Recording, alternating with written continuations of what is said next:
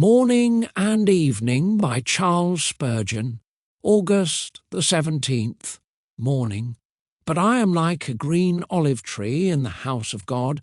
I trust in the mercy of God forever and ever. Psalm 52, verse 8. Meditate a little on this mercy of the Lord. It is tender mercy. With gentle, loving touch he healeth the broken in heart, and bindeth up their wounds. He is as gracious in the manner of his mercy as in the matter of it. It is great mercy.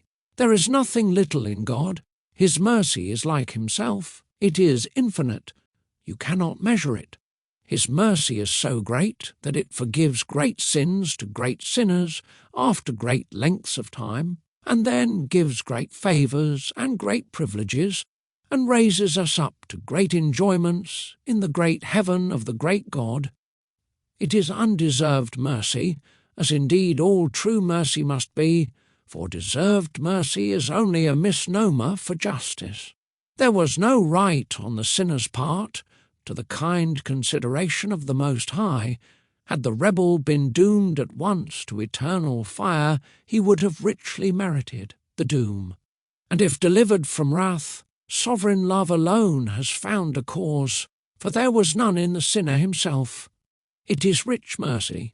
Some things are great, but have little efficacy in them. But this mercy is a cordial to your drooping spirits, a golden ointment to your bleeding wounds, a heavenly bandage to your broken bones, a royal chariot for your weary feet, a bosom of love for your trembling heart. It is manifold mercy. As Bunyan says, all the flowers in God's garden are double. There is no single mercy. You may think you have but one mercy, but you shall find it to be a whole cluster of mercies. It is abounding mercy. Millions have received it, yet far from its being exhausted, it is as fresh, as full, and as free as ever. It is unfailing mercy. It will never leave thee. If mercy be thy friend, mercy will be with thee in temptation to keep thee from yielding, with thee in trouble to prevent thee from sinking, with thee living to be the light and life of thy countenance, and with thee dying to be the joy of thy soul, when earthly comfort is ebbing fast. August the 17th, evening. When Jesus heard that, he said, This sickness is not unto death, but for the glory of God, that the Son of God may be glorified through it. John chapter 11, verse 4. From our Lord's words, we learn that there is a limit to sickness. Here is an unto within which its ultimate end is restrained, and beyond which it cannot go. Lazarus might pass through death, but death was not to be the ultimatum of his sickness.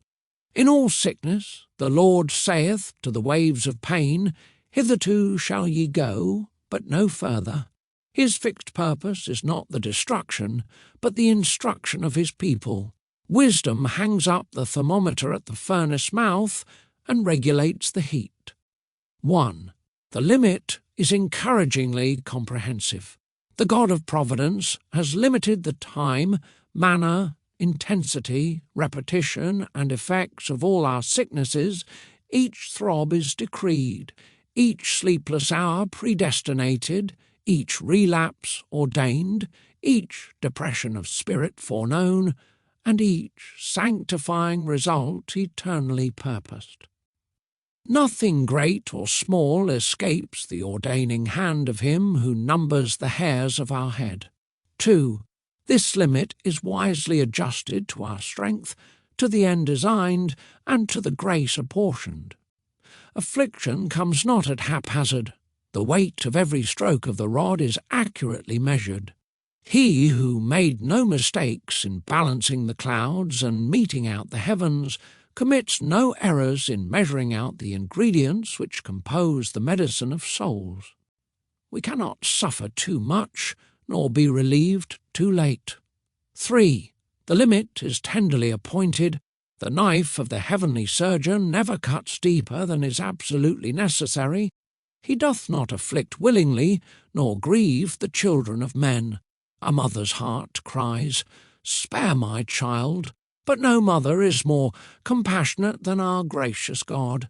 When we consider how hard-mouthed we are, it is a wonder that we are not driven with a sharper bit. The thought is full of consolation that He who has fixed the bounds of our habitation has also fixed the bounds of our tribulation. May your heart rest today in the grace and nearness of Jesus Christ. Thank you for listening.